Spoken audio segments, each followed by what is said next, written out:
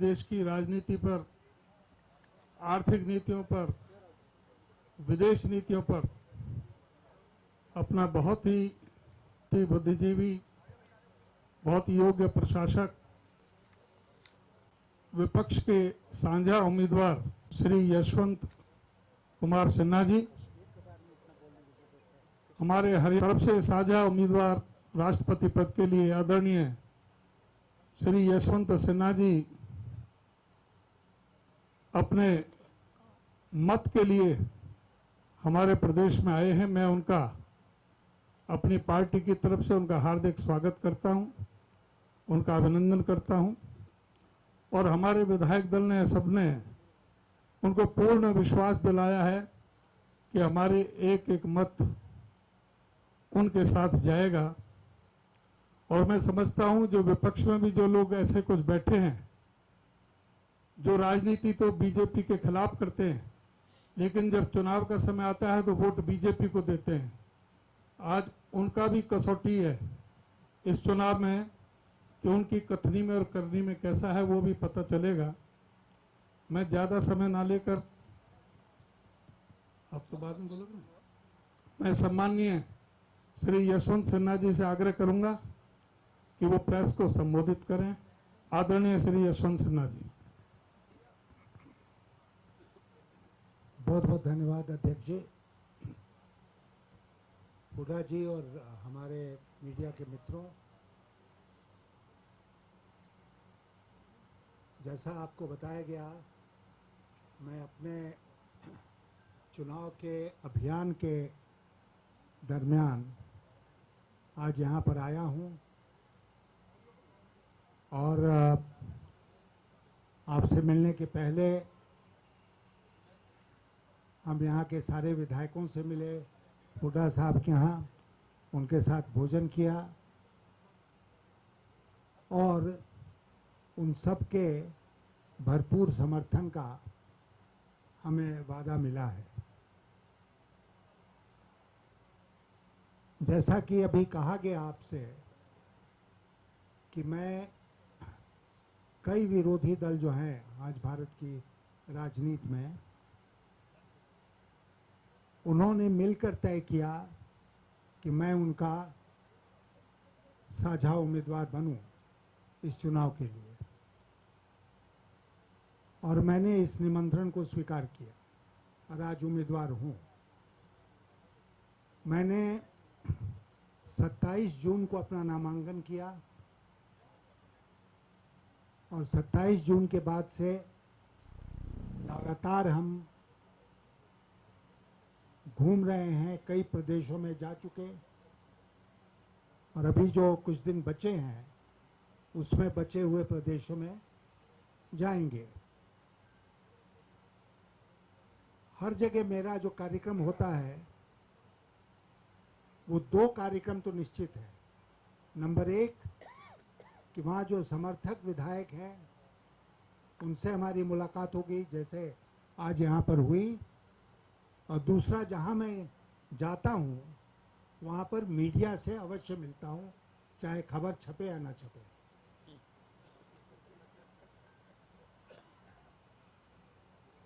क्योंकि मीडिया के माध्यम से अपनी बात कहने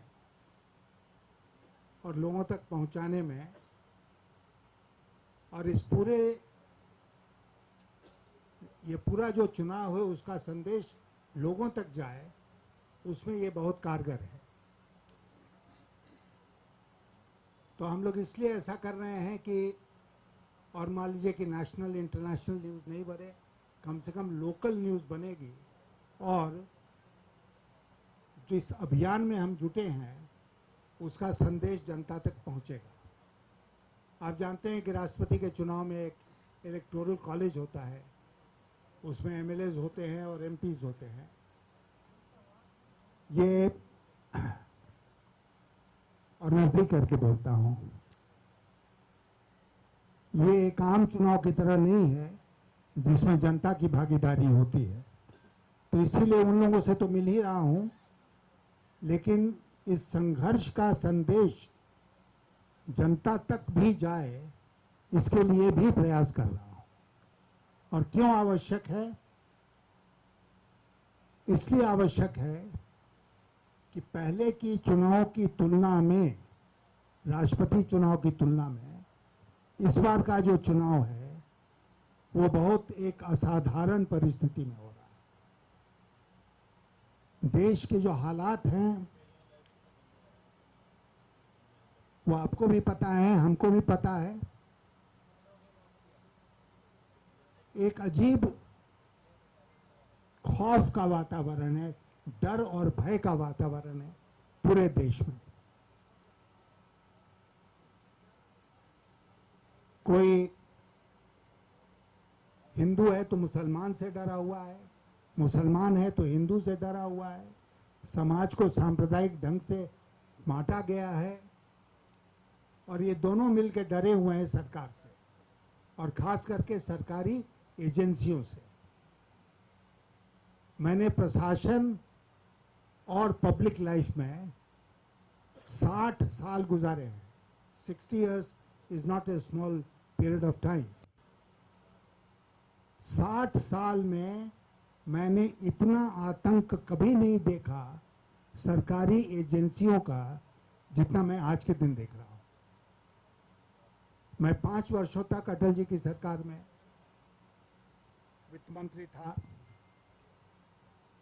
ये जो इनफेमस एनफोर्समेंट डायरेक्टरेट है ये उस समय वित्त मंत्रालय के अंतर्गत थी। इनकम टैक्स वगैरह तो था ही। मैं अपने मित्रों को आज के दिन कहता हूं कि मेरे मन में कभी दूर दूर तक ये ख्याल नहीं आया कि इन एजेंसियों का दुरुपयोग करो अपने पॉलिटिकल राइवल्स को, ओपोनेंट्स को फिक्स करने के लिए। और उस समय आपको याद होगा कि कोई इस तरह का मामला भी नहीं हुआ। लेकिन आज कितने धड़ल्ले से, कितनी बेशर्मी के साथ ईडी, इनकम टैक्स और सीबीआई का इस्तेमाल हो रहा है। आज महाराष्ट्र में जो हुआ, जो उद्धव ठाकरे की सरकार गिरा दी गई, तो आप क्या समझते हैं कि वो एकनाथ शिंदे बोधि ट्री के नीचे बैठे, अचानक उनको ज्ञान आया 2.5 साल के बाद कि सरकार को गिरा दो और इसमें लग गए? नहीं, इसके पीछे की एक लंबी चौड़ी कहानी है। और आज तो उसका बहुत खुलासा हुआ जब मैंने देखा कि कुछ ऐसे सांसद शिवसेना के उद्धव ठाकरे के ऊपर भी जब दबाव बना रहे हैं कि आप, जो राष्ट्रपति का चुनाव हो रहा है उसमें आप वोट कीजिए बीजेपी के उम्मीदवार के लिए, तो खेल साफ है। गोवा में तो इनकी सरकार है, फिर भी कांग्रेस पार्टी को तोड़ने पर क्यों लगे हुए थे?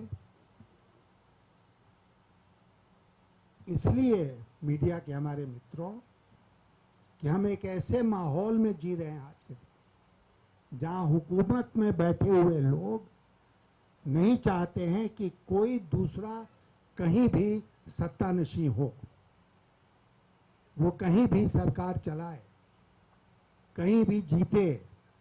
अगर जीत कर आता भी है जनता के आशीर्वाद से तो उसको गिराया जाता है अनेक साधनों का दुरुपयोग करके, जिसमें सरकारी साधन।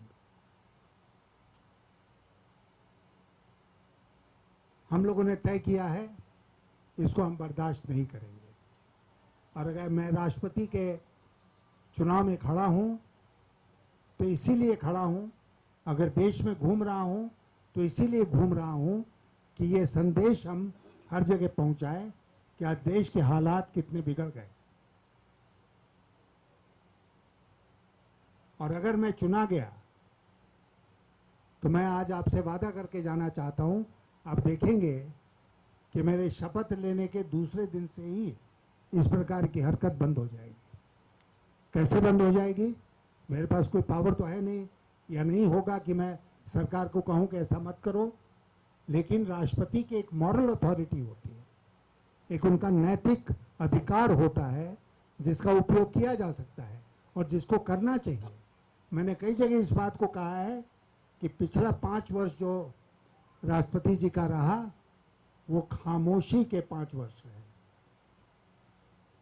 और अगले 5 वर्ष जो होंगे, अगर मैं नहीं जीतता हूँ इस चुनाव को और बीजेपी को उम्मीदवार जीतती हैं, तो वो रबर स्टैम्प का युग होगा। आप में से जो लोग इन चीज़ों को फॉलो करते हैं, आपने देखा होगा एक बहुत ही प्रभावशाली तस्वीर है। 2007 में प्रतिभा पाटिल जी कांग्रेस पार्टी से अपना नामांकन दाखिल उन्होंने किया था, फिर चुनाव जीती और पहली महिला राष्ट्रपति इस देश की बनी। उसकी एक तस्वीर है। डॉक्टर मनमोहन सिंह प्रधानमंत्री हैं, वो बैठे हुए हैं, और भी नेता लोग बैठे हैं, जिनको कुर्सी नहीं मिली वो बैकग्राउंड में खड़े हैं, और प्रतिभा पाटिल जी खड़ी होकर अपना नामांकन रिटर्निंग ऑफिसर को दे रही हैं। ये 2007 का चित्र है। 2022 का चित्र क्या है? 2022 का चित्र है कि कई नेता वहाँ पर हैं, भारतीय जनता पार्टी के प्रधानमंत्री जी भी हैं। प्रधानमंत्री जी खड़े होते हैं, उम्मीदवार खड़ी होती हैं, और प्रधानमंत्री जी नामांकन रिटर्निंग ऑफिसर को देते हैं। उम्मीदवार अपना नामांकन खुद नहीं देती है। तो ये जो दृश्य है, ये आने वाले 5 वर्षों की कहानी पहले से ही बता देता है कि क्या होने वाला है। राष्ट्रपति का पद संविधान का सर्वोच्च पद है। राष्ट्रपति के पद की बहुत गरिमा होती है, और अगर उसका कोई उपयोग है apart from being the formal head of state, तो उसका ये है उपयोग कि वो उन शक्तियों का, उस मॉरल अथॉरिटी का उपयोग करें और इंश्योर करें कि सरकार सही रास्ते पर चले, टकराव से नहीं, बातचीत से। और राष्ट्रपति अगर प्रधानमंत्री को बुलाकर कोई मशवरा देता है, तो किसी भी प्रधानमंत्री के लिए उसको पूरी तरह से नकारना मुश्किल होगा। तो इसीलिए चुनाव आज महत्वपूर्ण बन गया है, और हम पूरे ज़ोर शोर से इस लड़ाई को लड़ने में लगे हुए हैं। मैं बहुत आभारी हूँ प्रदेश अध्यक्ष जी का, हुड्डा जी का, सारे यहाँ के नेताओं का, जिन्होंने आज चंडीगढ़ आगमन पर मेरा स्वागत किया और सारे विधायकों से और आपसे मिलने का अवसर प्रदान किया। बहुत बहुत धन्यवाद।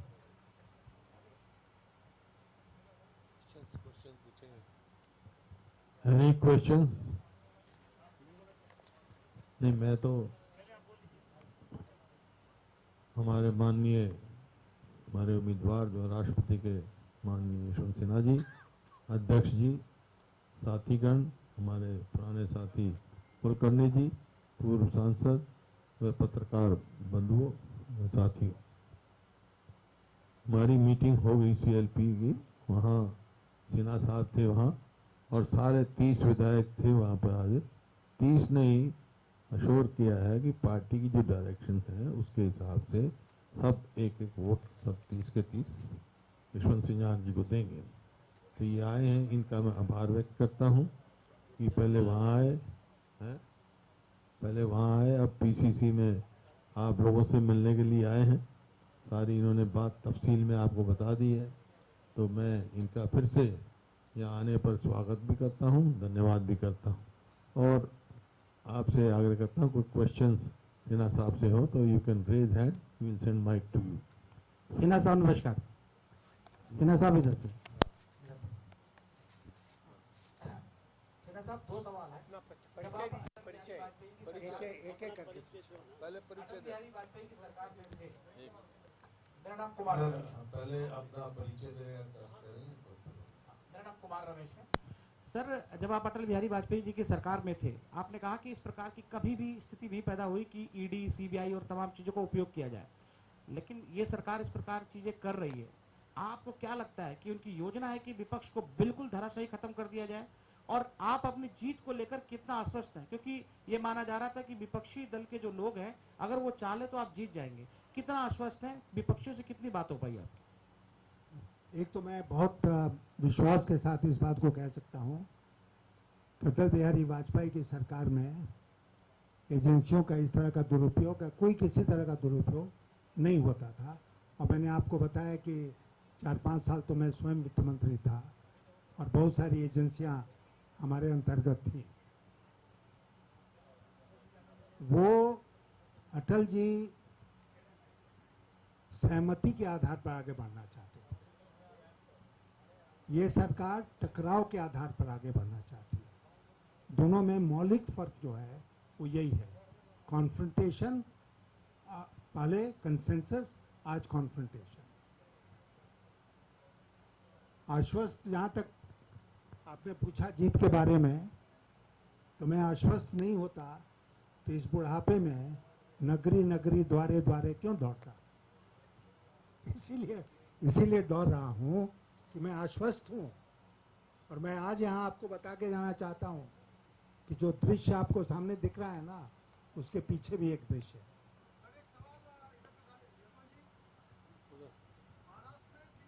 हैं कि द्रौपदी मुर्मू को वो सपोर्ट करेंगे। परिचय दो अपना। मेरा नाम मनोज कुमार है सर, टाइम्स नाउ से हूं मैं। शिवसेना ने ऐसे संकेत दिए हैं कि वो द्रौपदी मुर्मू को सपोर्ट करेगी प्रेसिडेंशियल इलेक्शन में। ये कितना बड़ा सेटबैक है कांग्रेस के लिए और आपके लिए?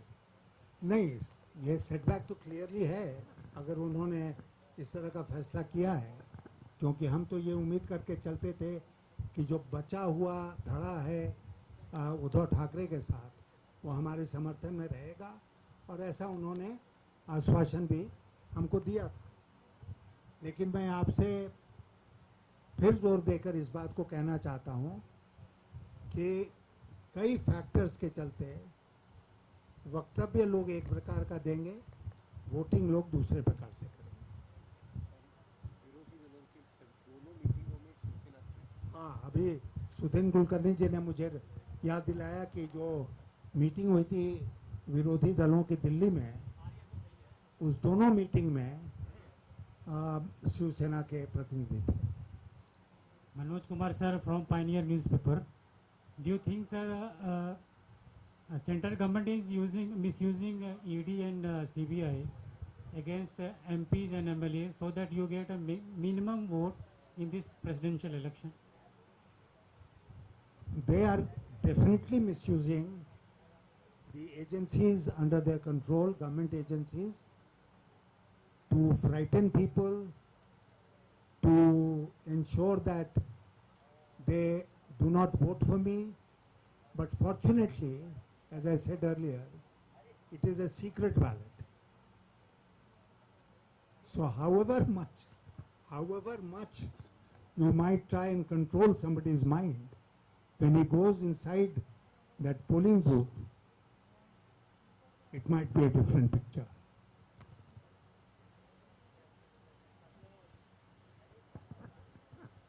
सिन्हा साहब, डॉक्टर सुरेंद्र धीमान, संपादक दैनिक सवेरा हरियाणा से। आपका जो चुनाव है, क्योंकि एमएलएज और एमपीज के द्वारा आपका मतदान उन्होंने करना है, आम जनता के द्वारा नहीं किया जाना है। और जो आपका मैंडेट है, जो आपका घोषणा पत्र, एक प्रकार से हम कह सकते हैं कि जो पब्लिक के बीच में जा रहे हैं, वो एजेंसीज का दुरुपयोग और भय का माहौल, ये दो मुझे लगता है दो बिंदु आपके मुख्य केंद्र बिंदु में है। पर क्योंकि वोट एमपी और एमएलए ने देना है, वो संख्या अगर, क्योंकि सीक्रेट बैलेट में जैसे आपने कहा कि सीक्रेट बैलेट में मुझे ही मिलेगा, हो सकता है अंतरात्मा कुछ लोगों की जाग जाए और इस एजेंसीज के दुरुपयोग के खिलाफ आपको वोट दें। लेकिन जो नंबर्स हैं वो अभी आपको जो विपक्ष की तरफ से सहमति मिली है या मिलने जा रही है, वो कितनी है? अब देखिए, आज हम लोग बात कर रहे हैं 12 जुलाई को, चुनाव है 18 जुलाई को। एक ये डेवलपिंग सिचुएशन है। कल अगर आप हमसे बात करते हैं तो वो सवाल जो पूछा गया शिवसेना के बारे में, वो नहीं पूछा गया होता। तो डेवलपिंग सिचुएशन में आज के दिन कैलकुलेशन करके बता देना मैं सही नहीं मानता हूँ। हम लोग देखेंगे 18 जुलाई तक क्या स्थिति बनती है। और फिर जोर दे के इस बात को कहूँगा, एमपीज एमएलएज ही वोटर्स हैं, लेकिन उसमें से भी बहुत लोग इन एजेंसियों के द्वारा त्रस्त किए गए हैं। सिन्हा साहब, आप एक बड़े सियासतदान के साथ ही आप एक सीरियस थिंकर भी हैं। देश के बड़े बड़े मुद्दों पर आप बेबाक तरीके से अपनी राय रखते हैं। अभी जो आपने कहा कि देश में खौफ का वातावरण है, इसके पीछे सरकार की एजेंसियां, सरकार का एटीट्यूड, बाकी सारी चीज़ें आपने गिनाई। मेरा सवाल ये है आपसे कि ये इस स्थिति का सोल्यूशन आप कैसे देखते हैं, बावजूद इसके कि बेरोजगारी है, इकोनॉमी के इस हालात में है। आपको क्या लगता है कि ये स्थितियां कब तक सस्टेन करेंगी और क्या सत्ता परिवर्तन 2024 में आपको नजर आ रहा है या चीजें आगे जाने वाली हैं? और देखिए, मैं एक बात बताता हूँ आपको, आपका भी अनुभव होगा, मेरा भी अनुभव है कि जब पॉलिटिकल सिस्टम फेल होने लगता है तो लोग सड़क पर उतरते हैं। अब पॉलिटिकल सिस्टम में गवर्नमेंट है, पॉलिटिकल सिस्टम में ऑपोजिशन है। ऑपोजिशन अगर अपना काम कर भी रही है, तब भी अगर लोगों तक ये बात नहीं पहुंच रही है तो वो निराश होकर सड़कों पर उतरेंगे। अब जैसे मैं बताऊं आपको, अग्निपथ योजना को लेकर नौजवान सड़कों पर उतरे, बहुत हंगामा हुआ बहुत जगह। क्यों हुआ? इसलिए कि पार्लियामेंट सेशन में नहीं है, वहाँ कोई बहस इसके बारे में नहीं हो रही थी, जिससे लोगों को लगे। पार्टियों के स्टेटमेंट्स आए इसका विरोध करते हुए, लेकिन लोगों को लगा कि ये नाकाफ़ी है, इसलिए लोग खुद सड़क पर उतर गए। बेरोजगारी और महंगाई, बेरोजगारी को लेकर तो लोग सड़कों पर उतरे हैं कई जगह। महंगाई को लेकर भी सख्त नाराजगी है लोगों के मन में, लेकिन सरकार ने सांप्रदायिकता का दुरुपयोग करके इसको दबाने का प्रयास किया है। और आप और हम जानते हैं इस बात को कि अगर हम अंदर से नाराज भी हैं किसी बात को लेकर, तो हम सोचते हैं चलो कोई बात नहीं है, ये सरकार उस समुदाय को तो ठीक कर रही है, फिक्स कर रही है, दबा रही है, तो उससे हमको संतोष होता है। जैसे नोटबंदी में क्या हुआ, हमको कोई लाभ नहीं हुआ, मैं गरीब था, लेकिन हमको लगा कि अमीरों को दबाया गया, ये गया मैसेज, तो हम भी खुश हो गए। कैसे दबाया गया, क्या हुआ? 6 साल के बाद मैं आपसे एक सवाल पूछता हूँ कि मुझे बताइए कि कौन सा बड़ा काला धन नोटबंदी के चलते इस देश में पकड़ा गया? मेरी जानकारी में तो कोई नहीं है, चाहे विदेशों में चाहे देश में। लेकिन नोटबंदी का एक दूसरा असर जो हुआ वो बहुत घातक हुआ कि जितना काला धन था देश में, वो सारा का सारा बैंकिंग सिस्टम में आ गया और वाइट हो गया। सर इधर सर प्लीज। सर मैं पवन कुमार हूं, जनता टीवी न्यूज चैनल से। सर मेरा सवाल ये है कि जब एनडीए की उम्मीदवार द्रौपदी मुर्मू चंडीगढ़ आई थी अपना वोट की अपील करने के लिए, तब जो बीजेपी के लीडर हैं या तमाम जो नेता हैं उनका यही कहना था कि एनडीए ने जो राष्ट्रपति पद के लिए उम्मीदवार चुना है वो उम्मीदवार एक आदिवासी क्षेत्र से, एक दलित है और बिल्कुल पिछड़े क्षेत्र से है, महिला को हमने प्रतिनिधित्व दिया है। आपके मुकाबले में जब तुलना की जा रही थी तो ये कहा जा रहा था कि हमने उम्मीदवार ऐसा दिया है जो ऐसा उम्मीदवार है जिसको कांग्रेस के लोग भी वोट करने के लिए मन बनाएंगे, क्योंकि हमने एक दलित और एक महिला को चुना है उम्मीदवार के तौर पर जो पिछड़े क्षेत्र से। क्या कहना चाहेंगे सर उनके उम्मीदवार पर? देखिए, मैंने पहले भी कहा कि महिला हैं, मैं उनका सम्मान करता हूँ, लेकिन आपसे एक सवाल पूछता हूँ कि जब वो यहाँ आई थी तो यहाँ क्या प्रेस कॉन्फ्रेंस किया उन्होंने? नहीं, आपसे पूछता हूँ, कहीं पर भी प्रेस कॉन्फ्रेंस उन्होंने नहीं किया? मैंने आपको बताया कि मैं जहाँ जा रहा हूँ वहाँ प्रेस कॉन्फ्रेंस करता हूँ। 60-70 लोगों को मैं इंडिविजुअल इंटरव्यू दे चुका हूँ अब तक। तो ये क्या दिखाता है? ठीक है, महिला हैं, वो अनुसूचित जनजाति से आती हैं, बहुत अच्छी बात है, लेकिन अगर सरकार को इतनी ही चिंता है कि उस वर्ग का उत्थान हो, तो मैं तो प्रधानमंत्री जी से निवेदन करूंगा कि वो अपना पद छोड़ दें और द्रौपदी मुर्मू जी को प्रधानमंत्री बना दें। ताकत तो वहाँ है, बना दें उनको। क्यों नहीं वो उनको प्रधानमंत्री बनाते हैं? अगर बनाना है और आदिवासी महिला का उत्थान करना है, वो नहीं करेंगे, ऐसा वो नहीं करेंगे, क्योंकि ये सरकार प्रतीकों में विश्वास करती है, सिंबल्स में विश्वास करती है, जुमलों में विश्वास करती है। सर करण एएनआई से हूँ। आप जब बीजेपी में थे और अब जो बीजेपी है, कितना फर्क समझते हैं आप? क्या फर्क आ गया वाजपेयी साहब के और अब? वो जो जिस बीजेपी में मैं था, that BJP is dead and gone. आज की जो बीजेपी है वो it's a completely new party. और मैंने आपको थोड़ी देर पहले कहा कि उस बीजेपी में, इस पर हम बहुत देर तक बात कर सकते हैं, लेकिन उतना ना समय आपके पास है ना मेरे पास है। उसमें अगर पार्टी के भीतर और पार्टी के बाहर कंसेंसस के आधार पर बातचीत तय होती थी, तो आज कॉन्फ्रंटेशन के आधार पर तय होती है। और जब मैं ये कह रहा हूँ तो इसमें मैं राष्ट्रपति के चुनाव को भी इंक्लूड करता हूँ कि अगर बातचीत सरकार गंभीरता से करती तो हो सकता था कि चुनाव की नौबत ही नहीं आती, सब लोग मिलकर एक उम्मीदवार तय कर लेते। सरकार इसमें विश्वास नहीं करती है। सरकार एक देश, एक पार्टी, एक नेता, उसमें विश्वास करती है, and that is not democratic.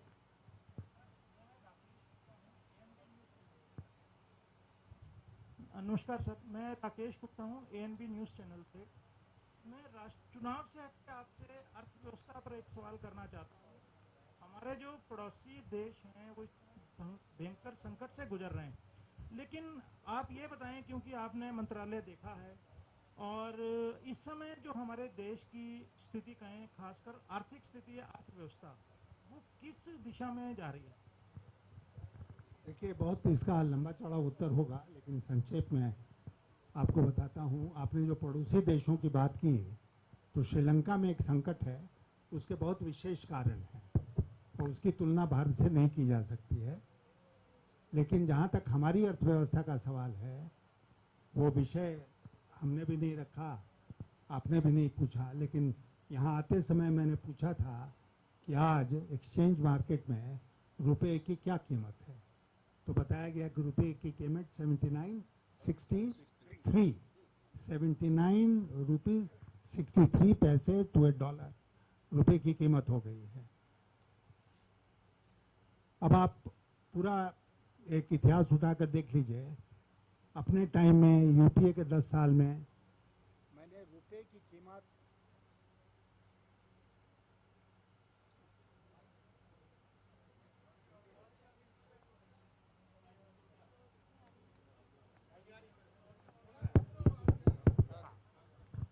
देखिए कि रुपए की कीमत पर मैंने कोई टिप्पणी नहीं की। लेकिन आपको याद होगा कि 2014 के चुनाव के पहले आज के प्रधानमंत्री जी ने क्या क्या कहा रुपए की कीमत को लेकर, कहा था, याद है ना? उन्होंने कहा था पाकिस्तान का रुपया नहीं गिर रहा है, नेपाल का रुपया नहीं गिर रहा है, भूटान की करेंसी नहीं गिर रही है, श्रीलंका की करेंसी नहीं गिर रही है। इतने बड़े विद्वान डॉक्टर मनमोहन सिंह हमारे देश के प्रधानमंत्री हैं, वो बताएं रुपए की कीमत क्यों गिर रही है। ये हमारे आज के प्रधानमंत्री जी सवाल पूछा करते थे। उस समय रुपए की कीमत थी 58 रुपीज़ 44 पैसे टू $1, 58 रुपीज़ 44 पैसे। आज हो गया 79 रुपीज़ 63 पैसे। आज उनसे हक बनता ना इस देश की जनता का पूछने का कि रुपए की कीमत इतने नीचे क्यों चली गई आपके राज में। नंबर 1। नंबर 2 कि नोटबंदी का जिक्र मैंने किया आपसे। अब आंकड़े उठाकर देख लीजिए, मेरी बात पर मत जाइए। 2016 में नोटबंदी हुई, 2017-18 से आप देखेंगे हर वित्तीय वर्ष में जो एनुअल ग्रोथ रेट होता है इकोनॉमी का, वो जो 16-17 में 8% प्लस था, वो गिरते गिरते गिरते गिरते प्री कोविड ईयर में 4% पर आ गया। 4% में आने में कोविड का कोई योगदान नहीं था, लेकिन 8% प्लस से गिरते गिरते हम 4% पर आ गए, और उसके बाद कोविड आया तो माइनस में चले गए। अब वहाँ से रिकवर करने की कोशिश कर रहे हैं, लेकिन इसी बीच में क्या हुआ है कि दुनिया की अर्थव्यवस्था में एक भूचाल छाया हुआ है। सब दुनिया के देश जो हैं वो इंटरेस्ट रेट रेज कर रहे हैं। हमारे यहाँ भी आरबीआई ने ब्याज का दर बढ़ाया है। ब्याज का दर क्यों बढ़ाते हैं? महंगाई रोकने के लिए। लेकिन ब्याज का दर बढ़ाने से आप और हम खरीदारी कम करते हैं, इन्वेस्टमेंट कम होने लगता है, फिर डिमांड के ऊपर उसका असर पड़ता है, जो उसका चाहते हैं कि ये असर पड़े, डिमांड गिरने लगता है, फिर अर्थव्यवस्था स्लो डाउन में चली जाती है। लेकिन उससे भी बदतर स्थिति होती है जिसको इंग्लिश में स्टैगफ्लेशन कहते हैं, कि अर्थव्यवस्था में स्टैग्नेशन है, मतलब स्लो डाउन है, ग्रोथ नहीं है, और इन्फ्लेशन भी है। आज हमारे देश में हम इन्फ्लेशन भी देख रहे हैं, जो होलसेल इन्फ्लेशन वो 16-17%, रिटेल इन्फ्लेशन 7-8% के आसपास है। ग्रोथ रेट आप देखते हैं कि नीचे है, तो इसको कहते हैं स्टैगफ्लेशन। कब तक चलेगा कहना मुश्किल है। और जो बेरोजगारी और महंगाई की बात हुई वो इसी से निकला हुआ है। जो रुपया नीचे गिर रहा है वो इसी से निकला हुआ है, और इसके बहुत बुरे परिणाम आने वाले दिनों में देखने को मिल सकते हैं। Hello sir, this is Sakshi Sharma from India news. Sir, जितने भी करंट मुद्दे होते हैं उस पर बेबाकी से आप अपनी बात रखते हैं। आपने अग्निपथ हो चाहे इन्फ्लेशन हो, सभी मुद्दों पर अभी बात रखी। एक और मुद्दा है जो अभी करंटली काफ़ी जिस पर चर्चा हो रही है, यूपी में जिस तरह से जनसंख्या नियंत्रण को लेकर कानून लेकर आने की सुगबुगाहट शुरू हो गई है, क्या आप मानते हैं, आपका क्या विचार है कि देश में इस वक्त क्या इस तरह के किसी कानून की ज़रूरत है या नहीं? उस पर यूपी में क्या करेंगे अल्टीमेटली वो जब होगा तब उस पर टिप्पणी करूंगा। लेकिन देखना भाई, लेकिन यूपी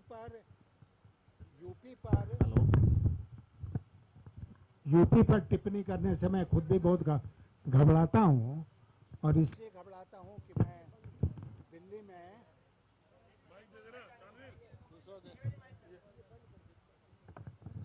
हेलो, क्योंकि मैं एनसीआर में नोएडा में रहता हूँ। नोएडा उत्तर प्रदेश में है। अब वो किस दिन बुलडोजर लेकर आके मेरे घर को गिरा दें, ये भय मेरे अंदर भी है।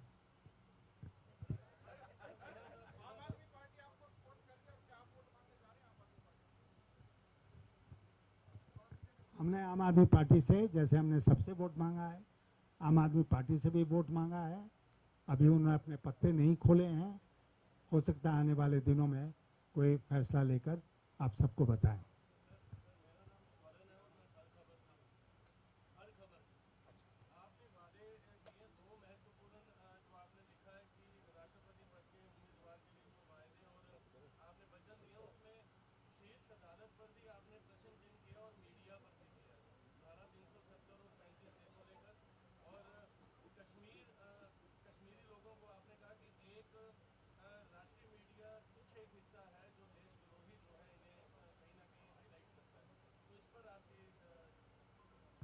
देखिए, मैं आपसे कहना चाहूँगा कि मैं हाल के दिनों में अपने अभियान के दरमियान कश्मीर गया, श्रीनगर गया।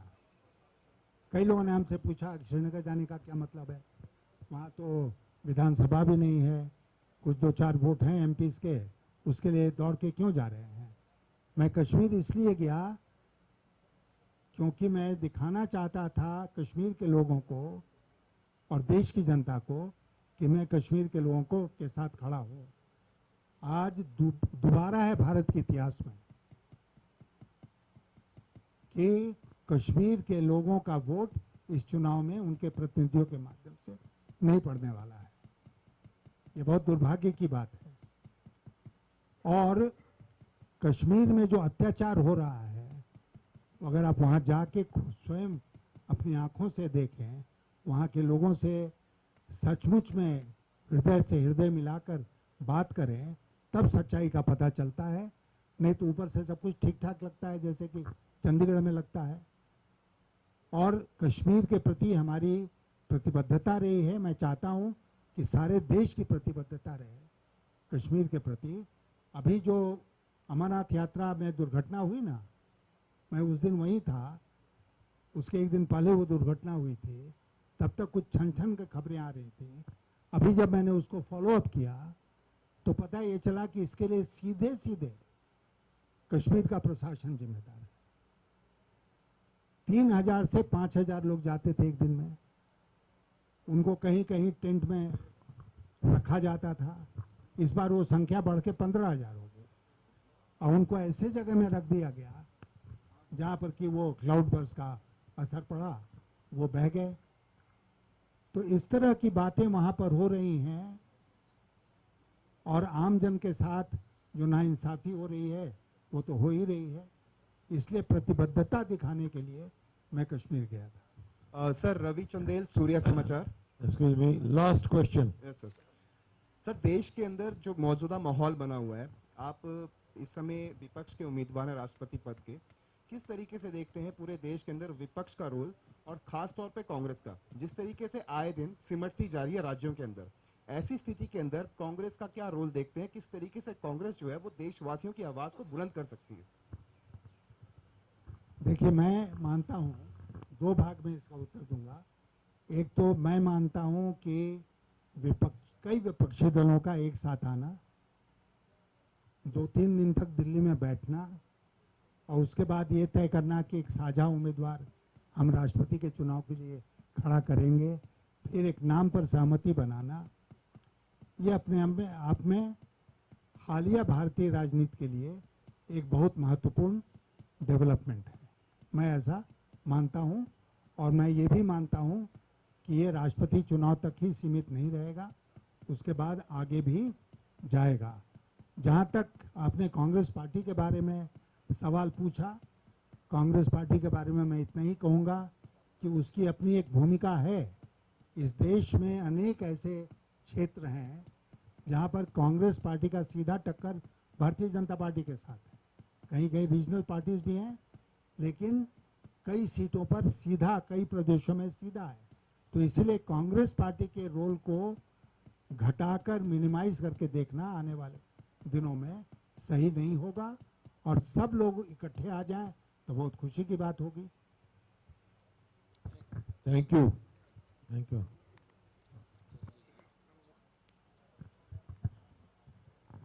सभी साथियों से अनुरोध है कि